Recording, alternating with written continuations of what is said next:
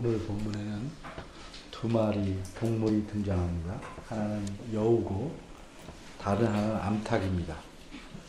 누구를 빗대어 말하려고 이런 동물이 등장하였을까? 오늘 본문은 크게 두 부분으로 되어 있습니다. 바리새인들의 요청과 이에 대한 예수님의 대답입니다. 그래서 간단하게 세 가지로 나눠 생각해 보고자 합니다. 첫째, 요청한 내용은 무엇인가? 대답의 내용은 무엇인가? 이게 둘째고, 셋째는 본문의 목적, 기록 목적은 무엇인가? 이렇게 세 가지를 살펴보도록 하겠습니다. 첫째, 요청의 내용은 무엇인가? 31절입니다. 곧 그때에 라는 말로 이 구절이 시작합니다. 예수님께서 오늘 본문 바로 앞에서 22절부터 좁은 문으로 들어가기를 힘쓰라 하는 말씀을 하고 계시는데, 이 말씀을 하고 계실 바로 그때를 가리키는 것입니다. 그때에 어떤 바리새인 몇 명이 예수님께 나왔습니다. 그리고 예수님에게 여기를 떠나십시오. 헤롯이 당신을 죽이려고 합니다. 이렇게 알려줍니다. 이 바리새인들은 어째서 예수님에게 이런 말씀을 드렸을까? 학자들은 그들이 이렇게 말한 동기를 두 가지로 생각합니다. 첫째는 좀 순수하게, 정말 예수님의 안전을 염려해서 그렇게 말했을 거라고 생각합니다. 또 하나는 바리새인이 순수할 리가 없으니까 좀 부정적으로 생각합니다. 예수님께서 하시는 말씀들이 늘 거슬리니까 겁을 줘서 쫓아버리기 위해서 자기들의 지역에서 그랬다고 생각합니다. 우리는 이들이 어떤 의도로 그런 부탁을 했는지 분명하게 딱 잘라서 알 수는 없습니다. 그러나 분명한 것은 이들이 헤롯이 당신을 죽이려고 하니까 이곳을 떠나라고 말한 것은 사실입니다. 그럼 이런 요청을 듣고 예수님은 어떻게 대답하셨는가? 이제 둘째를 생각해 보겠습니다. 예수님께서 대답하신 내용은 무엇인가? 32절부터 35절까지가 예수님의 대답입니다. 대답을 잘 이해하기 위해서 먼저 바리새인들이 그 말한 헤롯이 누군가를 생각해 보겠습니다. 예수님께서 태어나실 때 죽이려고 했던 헤롯은 헤롯 대왕입니다. 이 헤롯 대왕의 아들이 오늘 본문에 나오는 헤롯입니다. 좀 더 정확히 말하면 이 사람은 헤롯 안티파스라고 하는 약 41년간이나 다스렸던 왕입니다. 이 사람은 갈릴리 지방과 갈릴리 건너편, 요단강 동쪽 편을 다스리던 그런 왕이고, 이 사람이 행한 아주 나쁜 일은 바로 세례 요한을 죽인 그런 사람입니다.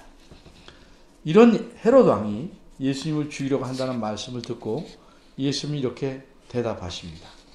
이 대답의 내용을 두 절씩 32절과 33절, 34절과 35절 이렇게 나누어 볼 수 있겠습니다. 우리말 성경을 보면 저 여우에게 이르라 하신 말씀이 32절 끝에 지리라 하라 이렇게 되어 있기 때문에 전하라는 말씀이 한 구절처럼 보이지만 사실은 32절과 33절 이 두 구절이 저 여우에게 이르라고 하신 말씀입니다. 그래서 이 두 구절을 묶어서 봐야 합니다. 그러니까 32절 끝에 있는 하라를 33절 끝에 있는 하라고로 옮겨놓는 것이 훨씬 더 자연스러운 번역이다 이렇게 볼 수 있겠습니다. 그 다음에 나오는 34절과 35절은 예루살렘과 연관된 말씀입니다. 따라서 금방 말씀드린 대로 32절과 33절은 저 여우에게, 그리고 34절과 35절은 예루살렘에게 하신 말씀입니다. 먼저 32절입니다. 예수님은 헤롯을 가리켜서 저 여우라고 하셨습니다. 우리말에서도 제 기억으로 여우는 그다지 좋은 의미로 사용하지 않습니다. 여기서 쓰인 여우도 그렇습니다. 학자들이 생각하기에는 예수님 당시에 여우라고 사람을 표현하면 그건 교활하다는 의미도 있을 뿐만 아니라 힘센 자에게 빌붙어서 살아가는 자를 가리키는 표현이었다고 합니다. 따라서 예수님께서 헤롯 왕을 여우라고 하신 것은 그를 깎아내리는 표현입니다. 헤롯이 들으면 기분이 나쁜 표현이죠. 헤롯 왕은 교활할 뿐만 아니라 그 당시 로마의 황제에게 알랑거리며 빌붙어서 살고 있었습니다. 그래서 그렇게 표현하신 것이라고 볼 수 있겠습니다. 그럼 예수님께서 저 여우에게 이르라, 즉 헤롯에게 전하라고 하신 말씀의 내용은 무엇입니까? 그것은 32절 후반절과 33절에 나옵니다. 먼저 32절 후반절 말씀은 이렇습니다. 오늘과 내일은 내가 귀신을 쫓아내고 병을 낫게 하다가 제3일에는 완전해지리라. 이 말씀이 무슨 뜻일까? 33절과 연관해 보면 이해가 잘 될 것입니다. 우선 오늘과 내일 그리고 제3일 이 말씀의 의미를 생각해 봅니다. 제3일이란 말은 오늘과 내일 그러니까 제3일째 되는 모레를 뜻하는 것이 아닙니다. 만약 그렇게 생각한다면 33절과 부딪힙니다. 33절에서는 뭐라고 그랬습니까? 오늘과 내일과 모레 이렇게 말씀했기 때문에 오늘과 내일과 모레는 내가 갈 길을 가야 하리니 이렇게 말씀하시니까 3일도 또 가는 날이 되죠. 그렇게 이해하면. 그래서 그렇게 이해하시면 안 됩니다. 간단히 말하자면 제3일이라는 표현은 어떤 일을 완전히 이루게 될 최종적인 날을 가리킵니다. 우리말에서도 내일 모레 내가 환갑이다. 근데 실제는 2, 3년 남아도 그렇게 표현할 수 있듯이 어느 나라든지 언어에는 그런 표현들이 있습니다. 유대인들은 앞날에 대해서 묘사할 때 무엇을 최종적인 날을 제3일이라 이렇게 표현한다고 합니다. 그러니까 제3일이 되기 이전의 기간들을 표현할 때는 오늘과 내일 또는 오늘과 내일과 모레 이렇게 표현했다고 합니다. 따라서 마지막에 이르기 전의 기간을 오늘과 내일 혹은 내일과 모레 이렇게 표현한 것입니다. 여기 제3일에 예수님 자신이 완전해질 것이다 말씀했는데 이 말씀은 자신이 부족했는데 완전해지는 뜻이 아니고 완전히 자기가 하실 일을 이룰 것이다 하는 의미입니다. 그러면 예수님께서는 그 제3일이 이르기 전에는 무엇을 하시는가? 33절 앞부분을 보면 내 갈 길을 가겠다 이렇게 말씀하셨습니다. 풀이하자면 나는 내가 할 일을 다 하겠다. 내가 죽인다고 해도 나는 두려워하지 않고 내 할 일을 다 하겠다 하는 의미입니다. 그럼 예수님께서 하실 일은 무엇인가? 그것은 32절에 나와 있는 바와 같습니다. 귀신들을 쫓아내고 병을 낫게 하시는 일입니다. 귀신들을 쫓아내고 병을 낫게 하시는 것은 왜 이 두 가지를 집중적으로 말씀하셨을까? 이것은 사람들을 사탄의 권세에서 건져내는 것이고 또한 하나님 나라의 능력을 보이시는 대표적인 일이기 때문에 그렇습니다. 이러한 일을 내가 죽음을 불사하고 계속 행하리라 이렇게 선언하신 겁니다. 그리고 마침내는 제3일에는 내가 모든 것을 이루리라 이렇게 말씀합니다. 이 말씀이 뭘까? 제3일에는 모든 것을 이루라. 33절 후반절에서 그 의미를 우리가 알 수 있습니다. 우리말 성경에는 33절에 내가 갈 길을 가야 하리니 다음에 없는데 한 낱말이 빠졌습니다. 그것은 왜냐하면입니다. 내가 갈 길을 가야 하리니 왜냐하면 선지자가 예루살렘 밖에서는 죽는 법이 없기 때문이다. 이런 뜻입니다. 예수님 말씀 풀이하면 이렇습니다. 헤롯, 네가 나를 죽이다 할지라도 나는 내 할 일을 다 하고 제3일을 맞이할 것이다. 왜냐하면 선지자란 예루살렘 밖에서 죽는 법이 없기 때문이다. 거기에 갈 때까지는 할 일을 다 하겠다. 이처럼 예수님께서는 자신이 죽으실 장소가 어딘지를 아셨습니다. 그리고 아직 거기에 이르지 않았기 때문에 아직은 죽을 때가 아니라는 말씀입니다. 이런 말씀을 헤롯에게 전하시게 하심으로써 헤롯으로 하여금 이런 사실을 깨닫게 하시는 겁니다. 나는 너가 죽이지 않아도 예루살렘에서 죽게 되어 있다. 그러니 어차피 나는 죽을 것이다. 설사 내가 죽인다고 해도 나는 결코 죽음을 개의치 않고 내 할 일을 다 하겠다. 이렇게 전한 겁니다. 이처럼 예수님은 자신의 죽음을 두려워하지 않으셨습니다. 뿐만 아니라 예수님은 자신이 어떻게 될지를 모르고 그저 일만 열심히 한 것이 아니고 자신이 어디서 죽으실지 그 죽으심의 의미가 무엇인지를 알고 일하시고 계신 겁니다. 이처럼 예수님은 자신이 할 일이 무엇인지를 분명히 아셨기 때문에 귀신들을 내쫓고 사람들의 병을 낫게 하심으로써 하나님 나라를 그 나라의 능력을 뚜렷하게 드러내셨고 그 나라를 확장해가는 일을 계속하시면서 마침내 그 일을 다 이루실 것이다 하는 사실을 알고 일하신 겁니다. 바꿔 말하면 예수님께서는 자신이 이 땅에 어떤 분으로 오셨는지를 스스로 잘 알고 계셨습니다. 자신이 이 세상의 메시아, 다른 말로 그리스도 같은 뜻입니다.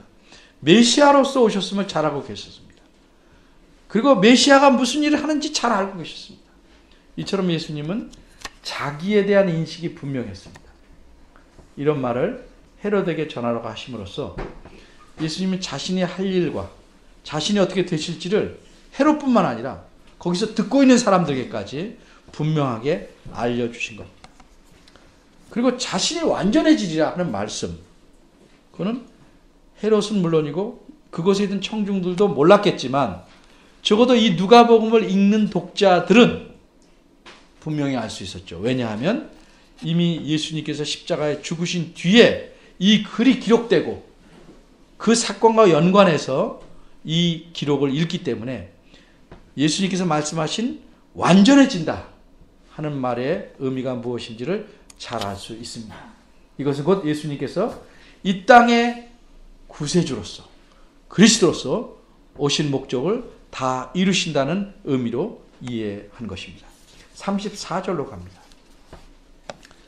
예수님께서는 자신이 예루살렘에서 죽으실 것을 아셨습니다.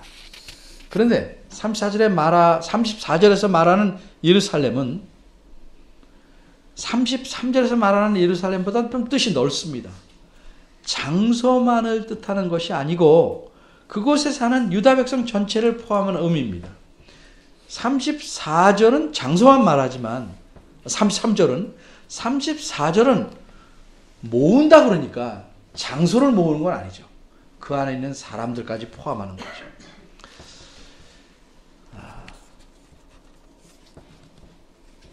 그러면 예수님은 예루살렘, 즉 예루살렘에 사는 사람 전체를 어떻게 이해하고 계셨을까? 두 가지 표현이 여기 나오는데 두 개가 같은 뜻으로 대조됩니다. 선지자를 죽인 자요, 내게 파송된 자들을 돌로 치는 자요, 이렇게 말씀합니다. 예루살렘은 선지자를 죽인 자고 내게 파송된 자들을 돌로 친 자입니다. 같은 의미입니다. 그리고 이렇게 말합니다. 내가 너희 자녀를 모으려고 한 일이 몇 번이냐. 이 말씀은 직역하면 내가 얼마나 자주 너희 자녀들을 모으려고 원했는가 하는 뜻입니다. 근데 누가복음을 보면 예루살렘에 예수님이 가서 하신 일이 한 번만 나타났습니다. 그리고 이제 앞으로 가실 것이죠. 아직은 더 드러나지 않았어요. 그런데 예수님은 여기서 표현이 수없이 많이 모으려고 하셨던 것처럼 표현합니다. 내가 모으려고 한 것이 얼마나 많았냐 이렇게 표현합니다. 어째서 이렇게 표현하셨을까? 본문에서 우리는 생각해야 됩니다. 선지자들을 보내고 선지자를 파송하고 한 일을 지금 말씀하는 겁니다. 구약시대에 하나님께서 예루살렘에 선지자들을 보내셨고 그들을 통해서 하나님 말씀을 전파하게 하신 모든 일들을 지금 예수님은 자신께서 모으려고 하신 일로서 말씀하고 있는 겁니다. 따라서 우리는 여기서 무엇을 알 수 있습니까? 예수님은 이 땅에 오심으로써 처음 존재하게 되신 분이 아니고 이미 구약 시대에도 영원하신 하나님으로서 일하시다가 이 땅에 그리스도로서 오셨다는 사실을 알 수 있게 되는 것입니다. 그럼 과거에 구약 시대에 하나님께서 선지자들을 보내서 예루살렘에 하나님 말씀을 전하신 것은 자신이 한 일로 묘사하는데 무엇에 비유했습니까? 이렇게 말씀합니다. 암탉이 자기 새끼들을 두 날개 아래로 모음 같았다. 이렇게 비유합니다. 암탉이 어째서 자기 새끼들을 날개 아래로 모읍니까? 다른 질문 안 해도 잘할 겁니다. 어떤 위험에서 자기 새끼, 병아리들을 보호하기 위해서 품는 것입니다. 따라서 암탉이 자기 새끼들을 날개 아래로 모은다는 것은 위험으로부터 보호한다는 의미입니다. 이처럼 구약시대에 하나님께서 선지자들을 계속 파송한 목적은 35절과 연관해 보면 장차 임할 하나님의 진노와 심판으로부터 당하지 않도록 그들을 보호하시기 위함이었습니다. 그런데 그들은 어떻게 했습니까? 하나님의 부르심을 무시하고 오히려 파송된 선지자들을 돌로 쳐서 죽였습니다. 하나님께서 그렇게 애써서 그들을 진노와 심판에서 벗어나게 하려고 했음에도 불구하고 그들은 원치 않았습니다. 그러면 그렇게 날개 아래로 모으는 일을 원치 않은 결과는 무엇인가? 35절입니다. 보라, 너희 집이 황폐하여 버림받을 것이다. 이렇게 말합니다. 여기서 너희 집은 무엇인가? 개인의 집은 아닙니다. 성전으로 볼 수도 있고 좁게는 예루살렘 전체를 가리킨다고 생각할 수 있습니다. 우리는 성전과 예루살렘을 두 개는 다른 거지만 예루살렘과 성전은 공동체입니다.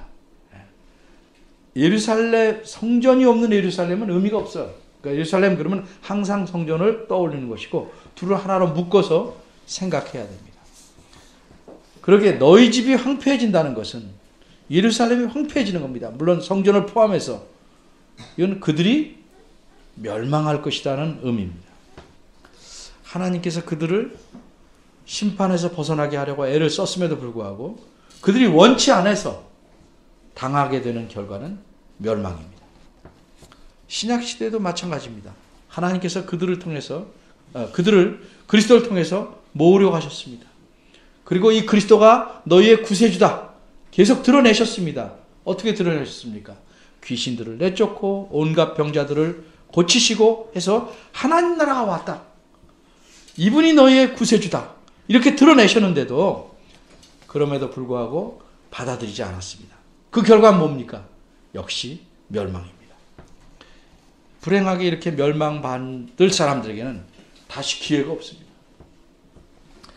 여기 35절 말씀 보면 내가 너희에게 이르노니 너희가 주의 이름으로 오시는 이를 찬송하리로다 할 때까지는 나를 보지 못하리라 이렇게 말씀합니다. 주의 이름으로 오시는 이를 찬송하리로다. 요 때는 언젠가? 이 말씀은 시편 118편 26절을 인용한 말씀인데, 그 시편을 보면 여호와 이름으로 오시는 자가 복이 있으며 이렇게 말했습니다. 시편에서의 말씀은 장차 오실 그리스도를 바라보는 표현입니다. 근데 그렇게 바라보면서도 정작 예수님께서 그리스도로 오셨는데도 그분을 믿지 않고 거절했습니다. 그러면 이 사람들이 예수님께서 그리스도이심을 인정할 때는 언제일까? 이 사람들이 정말 자신들의 구주라고 인정할 때는 언젠가? 멸망하고 나면 없고 다시 이들이 그리스도 앞에 서게 될 겁니다. 그때는 재림하실 때입니다. 엄밀히 말해서 지금 주어진 기회를 놓치면 예수 그리스도께서 재림하실 때 그 모든 영광과 모든 걸 보면 그분을 그리스도라고 인정할 수밖에 없습니다. 하지만 그때는 이미 때가 늦습니다. 이 말씀은 이미 앞에 22절에서 30절까지 말씀한 내용과 같은 겁니다. 사람들은 예수님께서 재림하실 때 이분이 과연 그리스도다 인정할 수밖에 없습니다. 그런데 지금 자신이 살아있을 때 인정하지 않으면 때는 늦고 그때까지는 다시 예수님 못 보고 그때 가서 비로소 그분 앞에서 인정하게 되는 겁니다. 그런데 여기까지 말씀하신 이 예수님 말씀이 어떻게 이루어졌는가? 우리도 알지만 누가복음을 처음 읽는 사람들은 잘 압니다. 예수님께서 말씀하신 대로 예루살렘은 다 멸망하고 맙니다. 처참하게 멸망됩니다. 예수님께서 이 말씀을 하신 지 40년 후에 주후 70년에 예루살렘과 그 성전은 로마군의 공격에 의해서 완전히 황폐화되고 맙니다. 여기까지가 본문의 내용입니다. 세 번째로 이 본문을 기록한 목적이 무엇인가? 이 점을 생각해 보겠습니다. 기록자는 누가복음을 읽는 사람들에게 예수님을 어떤 분으로 보여주려고 했을까? 그걸 생각해야 됩니다. 그것은 예수님께서는 우리를 위해, 그들을 위해 예루살렘에서 십자가에 죽으시고 그래서 멸망에서 건져내시고 마침내 다시 오실 분이시다 하는 사실을 보여주려는 것입니다. 이것이 기록 목적입니다. 그런데도 이 예수님을 그 당시에 예수님을 보고도 믿지 않는 사람들은 어떻게 되었습니까? 방금 말씀드린 대로 예루살렘 사람들은 40년쯤 지나서 예루살렘 성전과 함께 모두 멸망하고 말았습니다. 그리스도이신 예수님의 말씀대로 이루어진 것입니다. 오늘날도 마찬가지입니다. 성경 말씀을 통해서 십자가에 달렸다 죽으시고 달려서 죽으시고 3일 만에 부활하시고 지금은 하늘에 계시고 마침내 이 세상에 다시 오실 예수님이 나의 구세주다, 나의 그리스도다 하는 사실을 받아들이라고 이 말씀을 적어놓은 겁니다. 그런데 불행히도 많은 사람들이 예수님께서 우리 대신 죄값을 치르시고 그래서 죽으시고 살아나신 그리스도를 믿지 않습니다. 그 사람은 분명히 재림 때에 가서 그리스도심을 인정할 수밖에 없습니다. 그러나 이미 때는 늦습니다. 귀신들을 쫓아내시고 온갖 병자들을 낫게 해주심으로써 자신이 하나님 나라의 왕으로서 이 땅에 오신 그리스도심을 입증하셨는데 그분을 그리스도로 인정하지 않고 믿지 못했다는 것은 그 이유는 뭘까? 증거가 부족했기 때문일까? 여기 뭐라고 말씀합니까? 34절인 대로 그 당시 유대인들은 그들이 스스로 그렇게 믿기를 원치 않았기 때문입니다. 오늘날도 마찬가지입니다. 성경 말씀을 통해서 생생하게 예수 그리스도께서 예수님이 그리스도이심을 계속 입증하고 믿으라 하는데 그래서 하나님의 진노로 멸망당하지 않도록 하시려는데도 예수님을 거절하고 믿지 않는 까닭은 실제는 자기가 믿기를 원치 않기 때문입니다.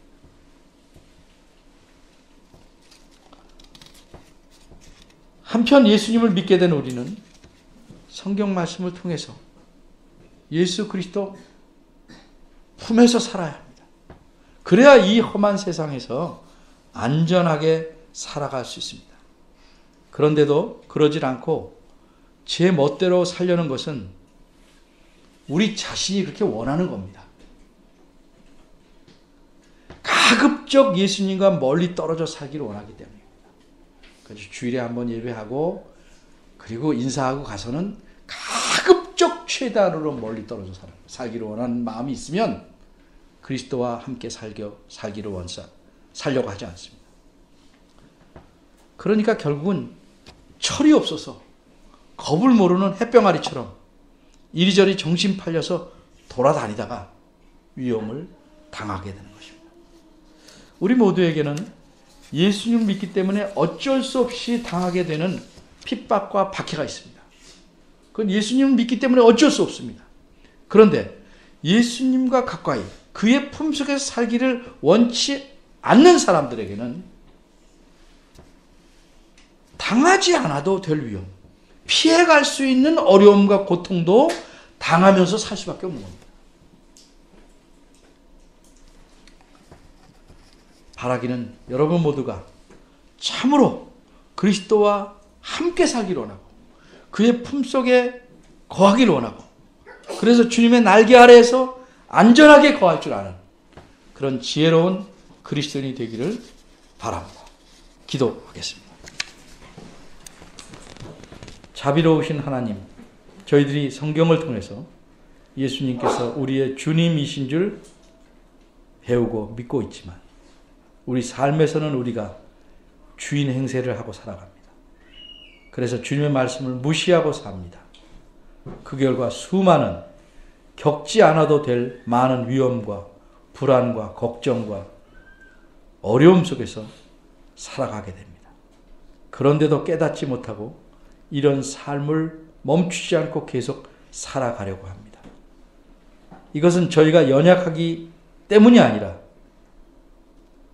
고집스럽고 완고해서 주님에게 가까이 가기를 원하지 않기 때문에 그렇습니다.